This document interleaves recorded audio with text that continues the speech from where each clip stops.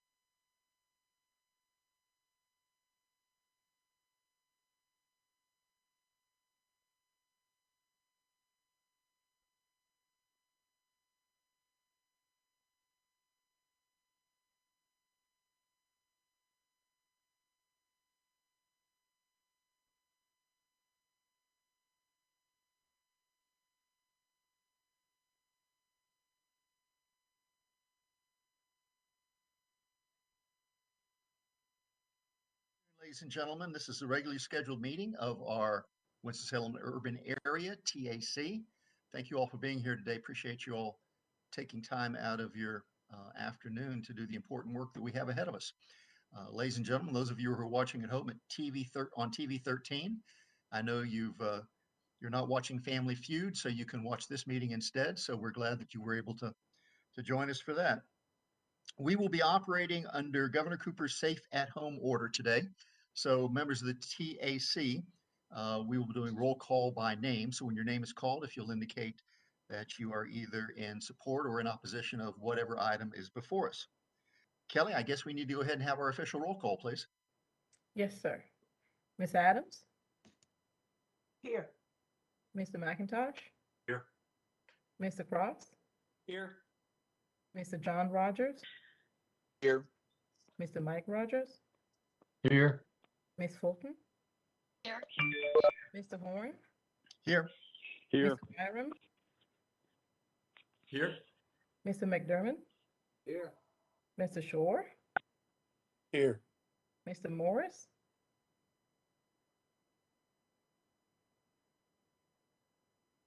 Morris, is it Rick Morris? I thought you'd already called me. No, sir. Mr. Rick Morris? Yes, right now. Okay, yeah, I'm here. Mr. Perkins? Here. And Mr. Clark? Present. Here. Excellent. Very good. Thank you, folks. Once again, a reminder, those of you who have had a chance to look at our agenda beforehand, you know the items that are scheduled to come before us. If any of you believe that you have a potential conflict of interest with any of those items, this would be a good time to indicate that conflict of interest now. Hearing none, we'll proceed with our agenda. First item is the review and approval of our TAC meeting minutes of our July 15th meeting. Have there been any changes or corrections or revisions we wish to enter at this time? Mr. Chair, I move for approval of the minutes. Rick Cross, second. Ms. Adams makes a motion. Mr. Cross is the second. Any further discussion? Kelly, please call a roll, please. Ms. Adams? Said yes. Mr. McIntosh? Aye. Mr. Cross?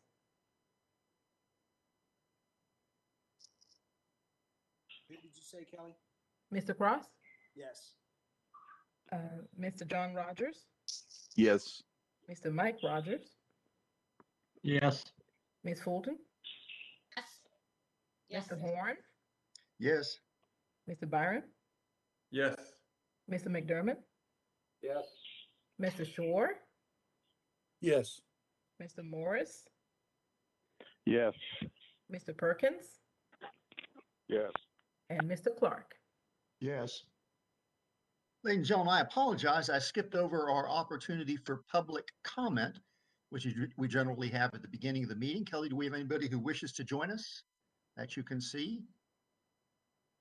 Not that I can see, sir. There are a few call-in numbers, but nobody has announced themselves as wanting to have a comment. Yeah, not knowing how this particular program works, do folks raise their hand or do they indicate that they wish to speak some way? Yes, sir. They can just unmute themselves and let us know. Very good. So if you're in attendance and you wish to speak at the public forum, please unmute yourself and speak now. Hearing none. Thank you very much. Sorry about jumping over that. That's a very important part of our meeting. Tanique, you have our next item for consideration. Thank you. Good evening, Mr. Chairman and members of the committee. Our item is the consideration of, I'm sorry, I'm reading the wrong document. Our item is a consideration of a resolution appointing an interim secretary for the Winston-Salem Urban Area MPO.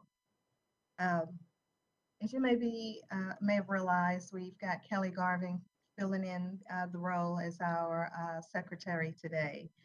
The item that we're bringing before you is to formalize our request to appoint an interim secretary for our TAC. We've had some restructuring within the City of Winston-Salem's Department of Transportation and the Winston-Salem's Planning and Development Services Department. With those changes, we've been asked to take on full duties of managing our MPO meetings and responsibilities. And however, our MOU for our Winston-Salem urban area MPO states that our secretary, our TAC secretary, is someone who comes from the staff of our planning department. So in order to make this interim change, we're asking by resolution that you adopt the change for the secretary to come from the Department of Transportation staff. Once our census is approved and we are making changes to our MOU as a result of it, then we will make that formal change in the MOU, asking you all to have that as one of the items to be changed formally there. However, we thought to bring an MOU change to you all for this one change was a bit much, so we thought we could ask you to do it by resolution. I can answer any questions that you might have. Any questions for Denise? We'll entertain a motion, ladies and gentlemen. Mr. Chair, I move for approval of item 3, the appointment of Kelly Garvin as the interim secretary for the MPO. James Shores, I second that. Very good. Ms. Adams makes the motion. Commissioner Shores makes the second. Any discussion? Kelly, please call the roll. Ms. Adams made the motion. Mr. McIntosh? Aye. Mr. Cross? Yes. Mr. John Rogers? Aye. Mr. Mike Rogers? Aye. Ms. Fulton? Yes, and thank you, Kelly. Thank you, ma'am. Mr. Horn? Yes. Mr. Byram? Yes. Mr. McDermott? Yes. Mr. Shore said yes. Mr. Morris?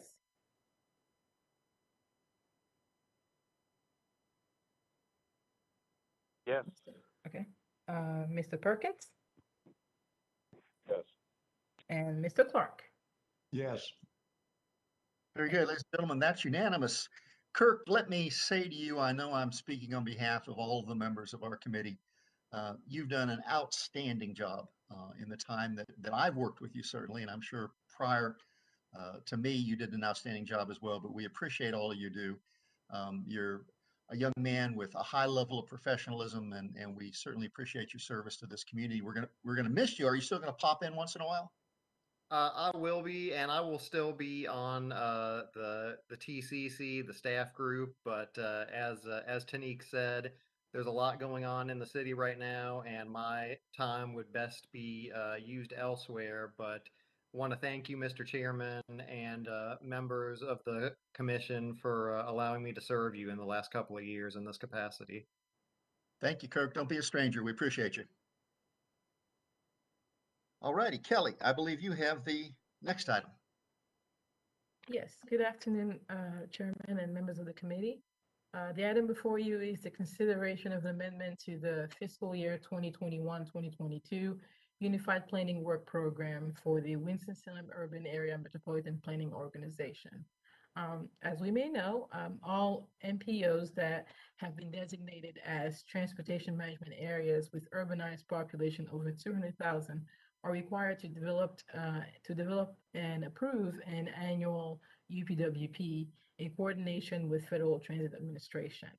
Each year, the Winston-Salem MPO does approve its UPWP for transportation and transit planning.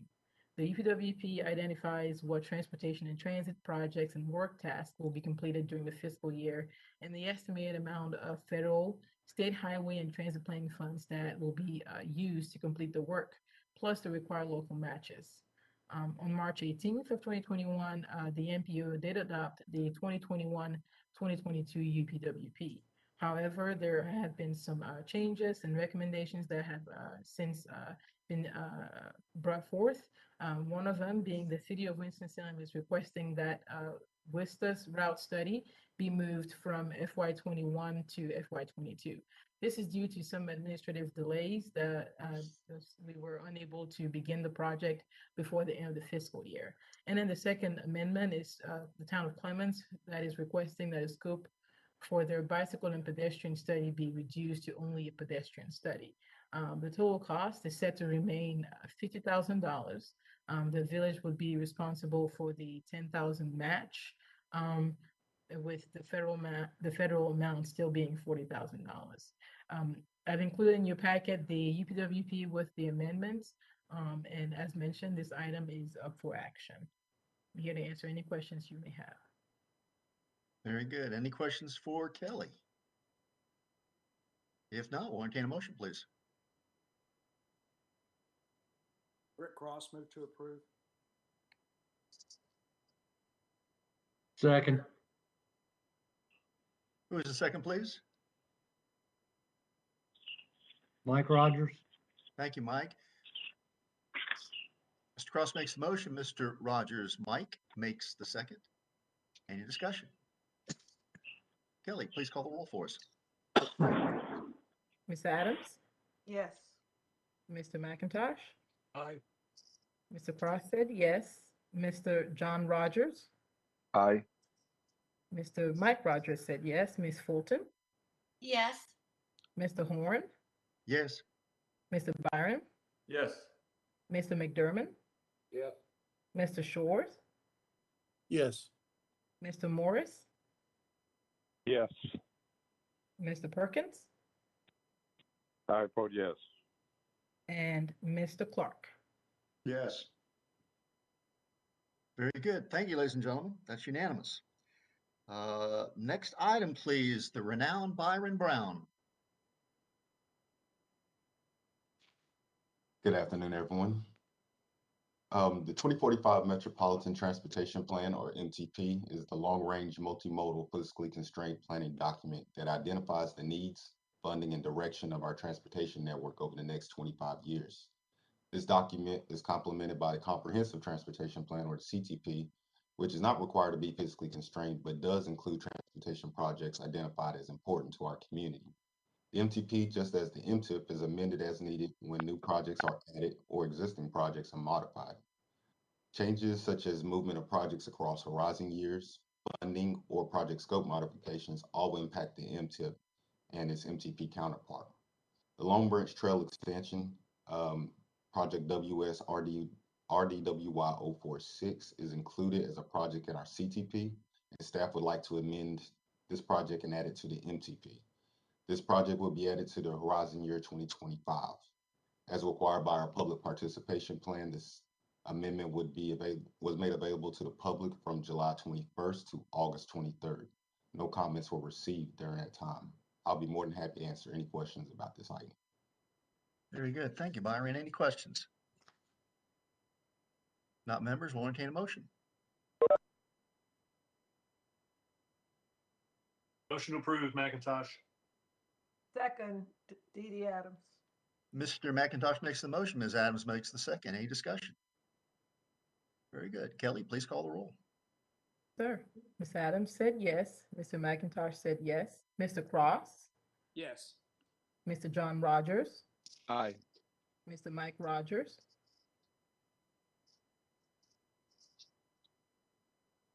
Mr. Mike Yes. Rogers. I believe. Yes. Okay. Ms. Fulton, Yes. Mr. Horn, Yes. Mr. Byron, Yes. Mr. McDermott, Yes. Mr. Shores, Yes. Mr. Morris, Yes. Mr. Perkins, Yes. and Mr. Clark. Yes. Very good. Thank you. That is unanimous. Kelly, I believe you have the last of our action items today. Yes, sir. The item before you is the consideration of the amendment to fiscal year 2020 congestion mitigation and air quality projects for the Winston-Salem urban area metropolitan planning organization.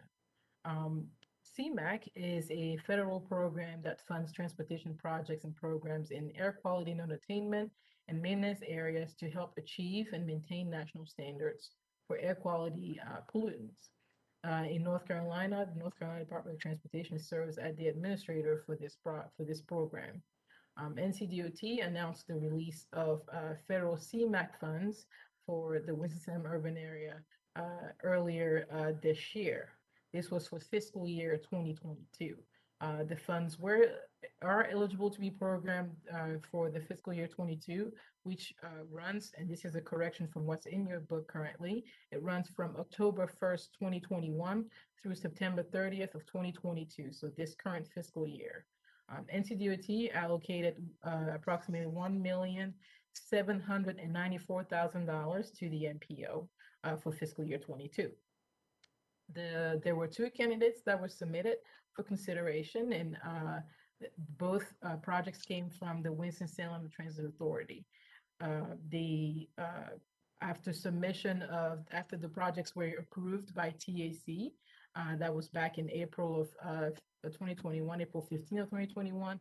We submitted those applications to NCDOT, and upon their review, they had some changes that they recommended that we made to those applications, specifically one to the Worcester night, Saturday and Sunday services. They requested that the amount be consistent with prior awards, because that is part of the requirement for that type of funding.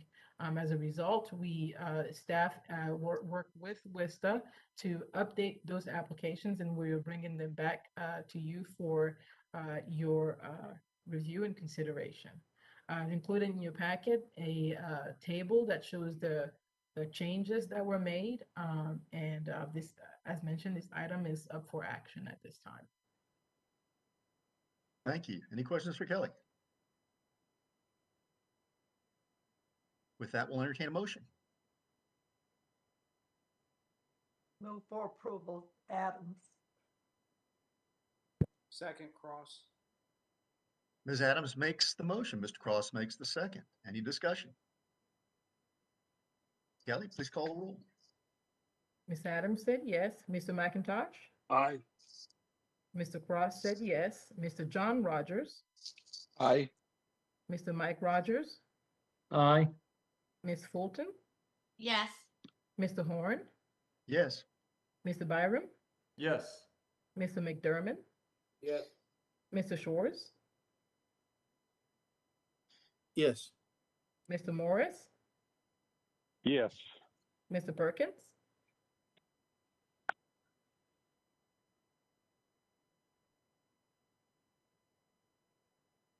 Mr. Perkins? Yes. And Mr. Clark? Yes. Very good. That's unanimous. Thank you very much, ladies and gentlemen. Next two items, folks, are items that will come before us at our November meeting, and this is for our information or future action. Mr. Brown. Good afternoon again, everyone. The 2020-2029 Metropolitan Transportation Improvement Program, or MTIP, is a listing of all the projects programmed for the Winston-Salem urban area. This document is a subset of the 2045 Metropolitan Transportation Plan and reflects projects programming included in the state's Transportation Improvement Program, or STIP. NCDOT regularly updates the STIP to include new projects and modify existing ones.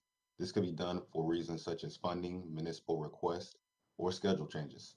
Statewide projects are projects which are located in our planning area. As their schedules, funding, and programming is modified, these changes are reflected in our MTIP. Included in your materials are project modifications, additions, and deletions, including statewide and local programming modifications for 5310 funding, NCDOT statewide traffic system operations and clean energy technology initiatives, and parts, operating, and capital funding.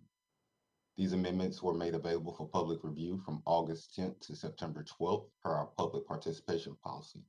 No comments were received during that time. This item will be up for action at our November meeting. I'll be more than happy to answer any questions about this item. Thank you, Byron. Any questions? Folks, I urge you, if you haven't already, and I'm sure most of you have, go through this table and take a look at your individual jurisdiction projects There have been a number of changes made. Some projects have been pushed out a little further than I think maybe what we were initially hoping for. Some have been amended. So representing your jurisdictions, if you'll take a close look at it, please, and bring your comments back to us when we meet again in November. There are no questions. Move on to Kelly, a letter of support for Davidson County Life Center. Yes, sir. The item before you is the review of letters of support for Davidson County Department of Senior Services, the Workshop of Davidson, and Life Center of Davidson County for North Carolina Department of Transportation, Federal Transit Administration, Section 5310 funding. NCDOT's Public Transportation Division administers the application and selection process for the allocation of Federal Transit Administration Section 5310 Enhanced Mobility of Seniors and Individuals with Disabilities Funding Program in rural areas. This Section 53 program provides funding to improve mobility for seniors and individuals with disability by removing barriers to transportation services and expanding the transportation mobility options. The Workshop of Davidson, Life Center of Davidson County, and Davidson County Department of Senior Services provide services within the MPO area and also in the rural areas in Davidson County for disabled persons and individuals that are 65 years and older. Only services provided in the urbanized area of the Winston-Salem Urban Area MPO are eligible for funding by the Winston-Salem Urban Area MPO. For areas that are determined to be not within the MPO's urbanized area, these providers can apply for funding directly through the state's Section 53 funding program. The letter of support acknowledges that the Workshop of Davidson, the Life Center of Davidson County, and Davidson County Department of Senior Services desire to participate in the state's competitive selection process for services provided outside of the urbanized area. The Transportation Advisory Committee's support of these agencies, it also signifies the Transportation Advisory Committee's support of these agencies to apply for said funding. The Workshop of Davidson has requested $104,000. The Life Center of Davidson County has requested $60,000, and Davidson County Department of Senior Services has requested $250,000 from the 5310 program. This item is for review. I've also included in the packet the letters of support for your review. It will come back for action at our November meeting. Available to answer any questions you may have. Very good. Any questions? Thank you. Moving into informational items. Kelly, once again, this is the Kelly Garvin Show. Yes, sir. Let's see. So the item before you is a review of another congestion mitigation and air quality funding opportunity. This was for fiscal year 2023. As I mentioned before, CMAQ is a federal program that funds transportation projects and programs in air quality, non-attainment, and maintenance, and to help areas achieve and maintain national standards for air quality pollutants. Again, as I mentioned, NCDOT does serve as the administrator for this program. Earlier this year, a couple of months ago, as a matter of fact, NCDOT announced the release of CMAQ funds for fiscal year 2023. These are funds that would be used for projects that can use this fund. These are funds that can be used for projects that will start in fiscal year 2023. Excuse me. That runs from October 1st, 2022 to September 30th of 2023. NCDOT allocated a little over $1,794,000 to the MPO. We staff ran or issued a call for project from August 2nd, 2021 to September 1st, and we received 2 applicants. At this stage, the Office of Environmental Assistance and Protection is evaluating both projects, and we will provide those results at our next meeting when we have a recommendation for the board. Very good. Any questions for Kelly?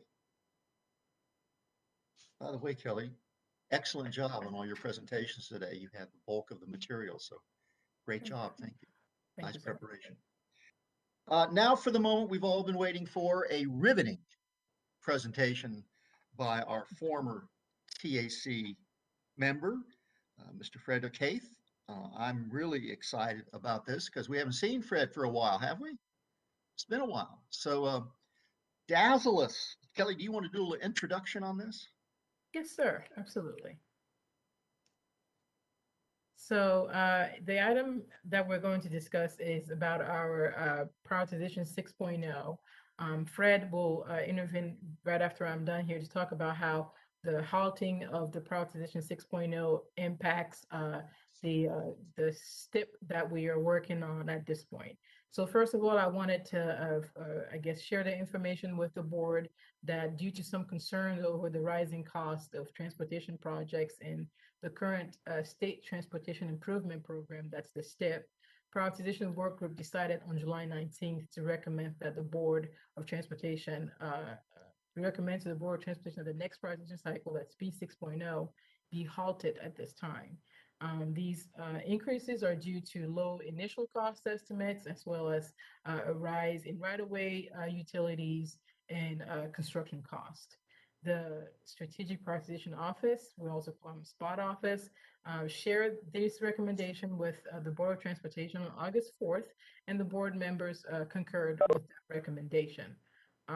SPOT Office still intends to release the scores, and they're currently working on that. And then the next steps will be that the P6 data will still serve as the basis for P7, Prioritization 7.0, when that process begins. Of course, TCC and TAC members and their alternates will be kept informed as progress occurs or as there are any updates. So along with this, Fred Hayes has a presentation from Division 9 concerning how this impacts the STIP. Fred, how are you? Fine about yourself, sir. Doing well, thank you. I'm on the edge of my seat. All right. Next slide, please.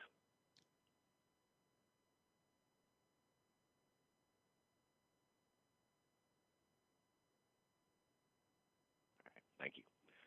This is a presentation that's been shared with the Board of Transportation.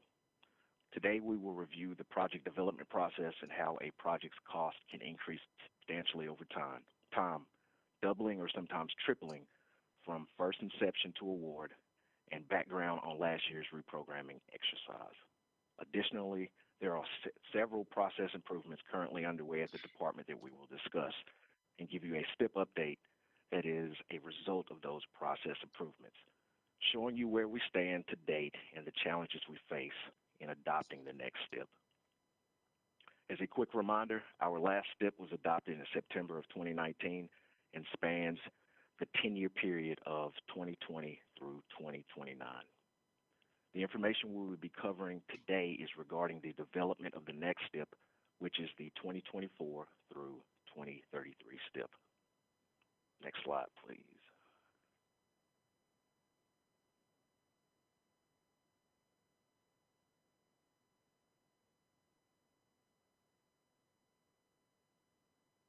All right. As I mentioned, and I'm sure you're well aware, project estimates have substantial cost increases over time.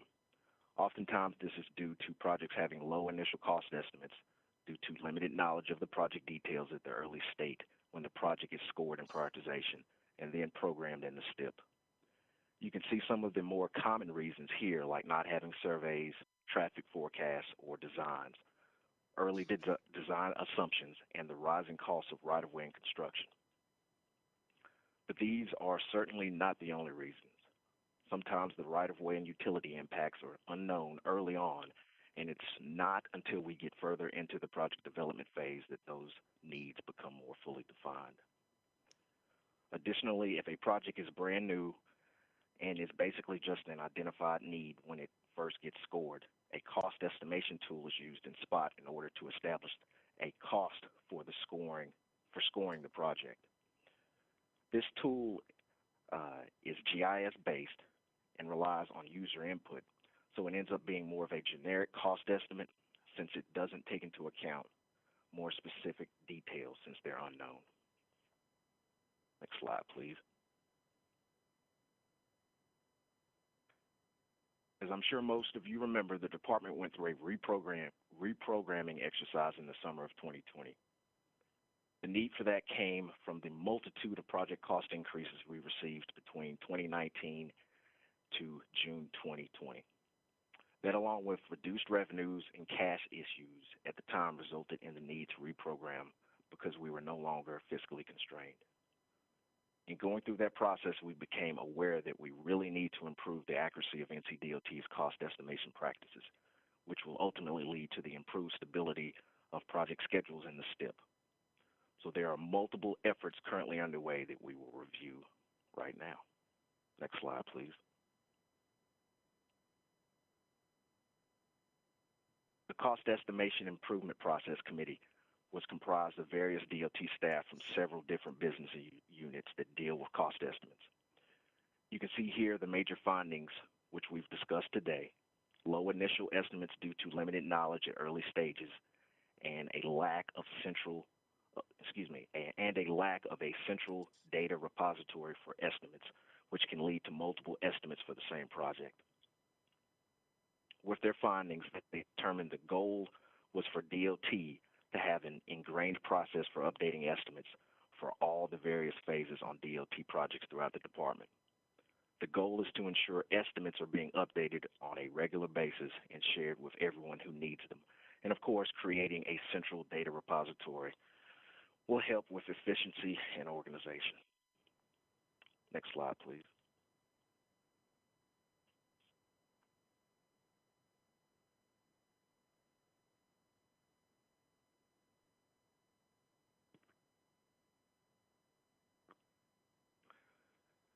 So in order to accomplish those goals set by the committee, there are several key activities underway that you can see listed here. First, while the cost estimation tool has been continuously improved with each prioritization round, we now focus on our efforts on express designs for each project. This helps provide a better cost estimate earlier on due to having more information to better quantify our needs.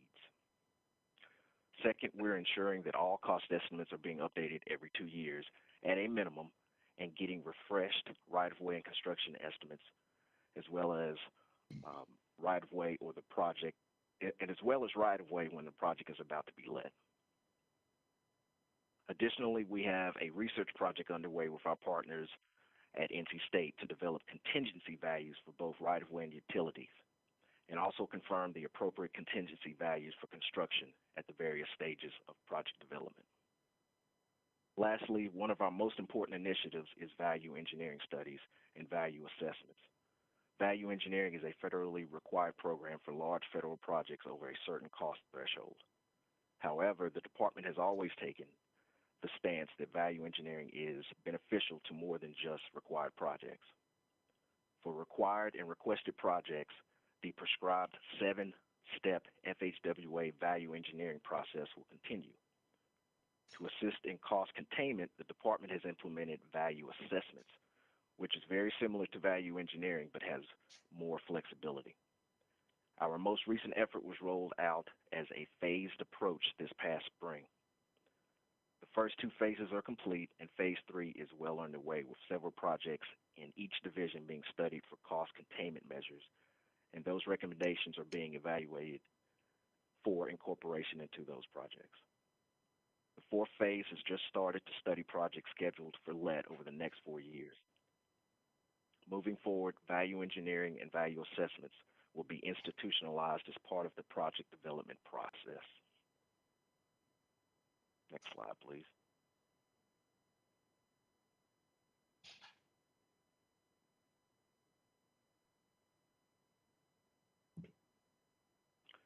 Typically, cost estimates are updated throughout the life of the project, and the STIP would be updated periodically, and then we would adjust as necessary for fiscal constraint prior to putting out a new STIP. But with the scale of the issue, we decided it would be better to get all the outdated estimates refreshed at once, so we would know the extent of the issue and have time to address it appropriately in order to incorporate it into the development of the next STIP. We identified over 450 projects with over 1,000 estimates that needed updating. Our division staff, central project managers, and technical units have been working on this effort to refresh estimates and have done an outstanding job. Next slide, please.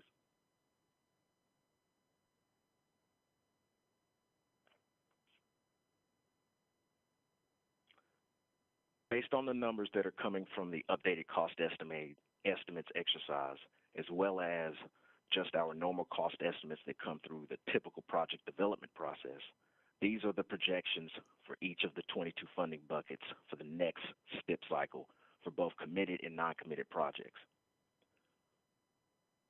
What we are showing here is where we stand for each of these funding buckets. We are allowed to overprogram by 10% in the 10-year period. These numbers already take into account that overprogrammed amount. So each one of these funding buckets are beyond that allowable amount by the amount shown in the programming status column. So while these numbers are substantial, the problem is not imminent. It's not a today, a next week, or even a next month problem. There's still ample time to address the issue for our future 2024 through 2033 STIP. Also, the picture is going to change as time progresses. As you may have heard, there are a lot of unknowns at this point in relation to the federal revenues. But in a positive way, as we've heard, there may be an increase in those revenues. And the state budget is currently being refined, so the picture will change over time as those revenue projections become clearer. Next slide, please. We also wanted to show the picture of each of these funding buckets if the non-committed projects were removed. Non-committed projects receive funding in the STIP, but they must recompete in future rounds of prioritization. Next slide, please.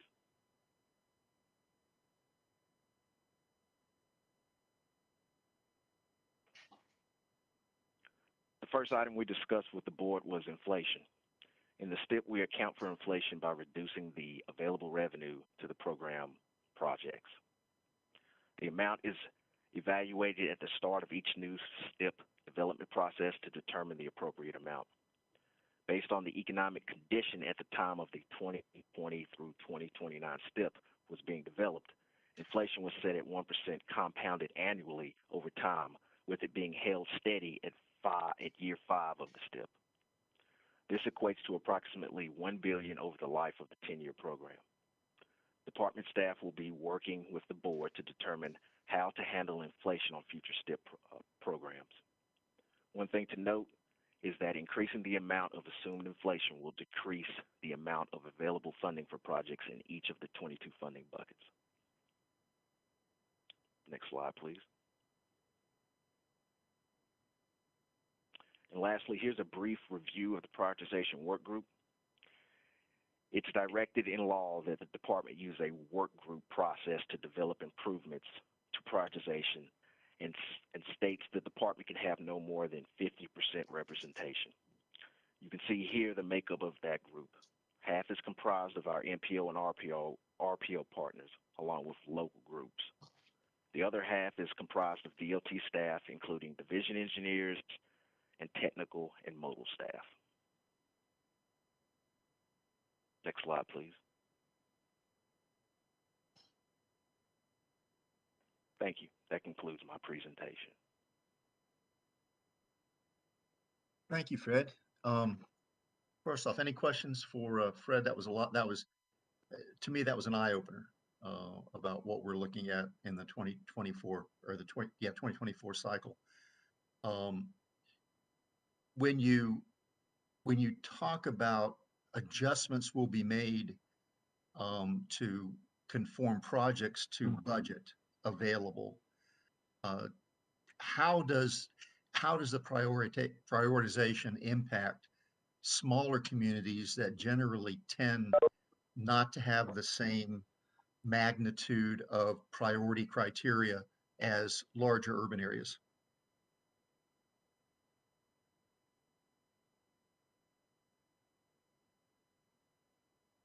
I guess to summarize that, how do you keep the smaller communities from getting short shaft? Well, sir, number one, the smaller communities have a great opportunity for STPDA funds and funds that are at your disposal at the local level. That would be the first thing that I would allude to. Second, I would kindly defer to Mr. Perkins since he's been able to join us today, having served or being a board member. Perhaps he has some insight on this matter. Yeah, I think the key issue here is that we're not looking to shaft anybody. The real issue is that we recognize very clearly that when you look at the 450 projects that we have in the current STIP and potentially for the one coming up in 2024 to 2033, we realize that the 1% escalation cost was absolutely inadequate when you look at the impacts of COVID in terms of the material costs as well as labor costs have skyrocketed over the last 2 to 3 years, particularly the last 2 years. Right now, we're finding out that steel prices are running about 50 to 60% over their normal budget. We're finding out that labor costs are running about 80%. We're looking at other key elements like electronic gear, all those things that we normally use to run some of our equipment has a tremendous backlog of being able to get received. They're also raised, they have been raised, their escalation costs is running about 50%. We knew we could not continue to do this and without pausing 6.0 in order before we can evaluate this. Right now, the impacts are we have an overage in all of our buckets of about $3 to $4 billion as we continue to finish off the 450 projects in their internal review. Right now, the department has a cash balance of about $2 billion of money available. We are committed to being able to fund the projects that are now under construction and making sure we bring those to completion. However, we believe right now, if we don't understand what the real impacts are in terms of funding and reduce the number of projects, and that's what we're talking about. If you don't have money in the bank, you can't do some things. So the real issue becomes you need to look at alternatives in terms of being able to raise cash to support some of the vigorous and very needed projects throughout the state. That's why we went out and we did a bond referendum this past month, and we picked up another $300 million to go into the coffers. So we now have about $2.3 billion to be able to make sure we can finish off the projects. But the real issue is that escalation costs are killing us right now, and we need to get that under control. So what we're going to do is, as he has indicated, we're revisiting all the projects, doing all of the estimates again, and we will continue to do estimates every 2 years so we can stay up with inflation. We think the inflation number should be more like 3% or 4%. Anybody who does construction realizes construction projects go at 3% a year in terms of the cost to be able to bring that to completion. So we are pausing 6.2 to understand where we are financially so we can run the department by project, not by available funds that we have on an annual basis. And so we are now doing that. We will continue to come back to the MPOs and RPOs so they can be able to look at their projects. We can provide you the impact of those projects, and we want you to be able to start looking at the revised prioritization of what you have for not only the urban areas, but the rural areas as well, in order for us to have a viable program. So we understand the problem. Our folks in finances, as well as all of our group of folks who are looking at these estimates, are reviewing these, and hopefully by November, we'll have by next month, because we plan to finish all these estimates by the end of this month, so we can be able to understand where we are and we can move forward from that position. Thank you, Mr. Perkins. I think your all's efforts are much appreciated and certainly timely. My short shafting small communities was not meant as a dig. Just simply that I understand. oftentimes the prioritization criteria tend to favor larger communities where those criteria are more acute than they are in the Yes. smaller jurisdictions. I understand, and we plan to look at that as well. The key issue for us, though, is, as you well know, we've just cleaned up our financial waterfront to where we now have meeting our cash flow as based upon by the legislature. We have a $2 billion surplus right now, with another $300 million on top of that. We don't plan to have any shortcomings in terms of how we evaluate projects, whether they're from rural and or urban areas. So we understand that, and we will take that into consideration as well. I know you're going to be, you are a great person at bat for us in Raleigh, so we appreciate your efforts as always. Well, thank Any you so much for questions? that compliment. But I think the real issue is that Pat Ivan and his folks are staying on top of this, and you just heard a very wonderful presentation summarized by our representative as well. So thank you very much for that. Thank you. Any other questions? Yes, Mr. Chair. Yes, ma'am. My question is the information about the work group. Has the work group already been put together? And if not, who selects the representatives from the MPOs? This work group has already been put together. It is composed of several members of our department, as well as members from the MPOs. We take recommendations from all the RPOs and MPOs. They are evaluated within the work group, and they are either voted up or down or come back to the board for recommendations in terms of how we plan to implement this program. Can we see the names? Can that be presented to us, Mr. Chair? I think, and maybe they did, but I always believe that I need to see who's speaking for me and mine. Thank you. Well, the point is also that we are committed to being transparent. Those names can be provided to you, as well as the process of how recommendations come from other outside agencies to help us to be able to make a final decision. That's not a problem. That'd be good. Thank you, Mr. Perkins. We'll look forward to those. Ladies and gentlemen, we have a number of staff reports, and as always, we're going to just bypass them and leave them for your reading enjoyment, unless there's one in particular you would like a presentation on prior to we end our meeting today. Any particular staff reports you'd like to bubble up? I just have one, and this is more of a question for Tanique. Previously, Kirk was our ethics liaison. Will that now become Ms. Garvin?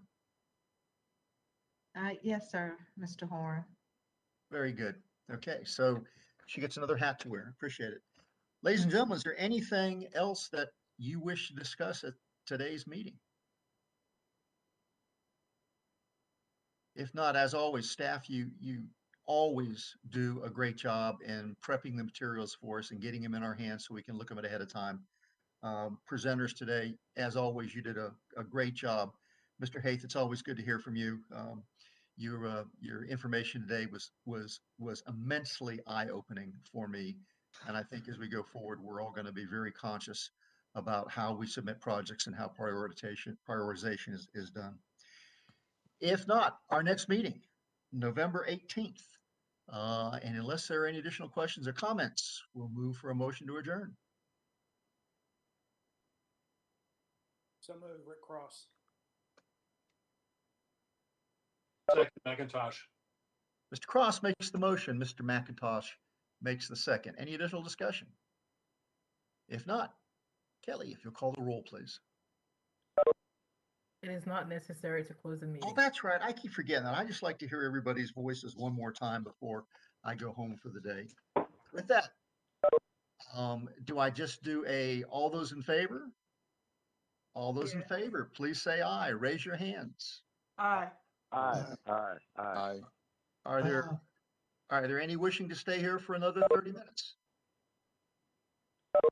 I don't hear any, so therefore we're adjourned. Thank you, everybody. Thanks, Mike.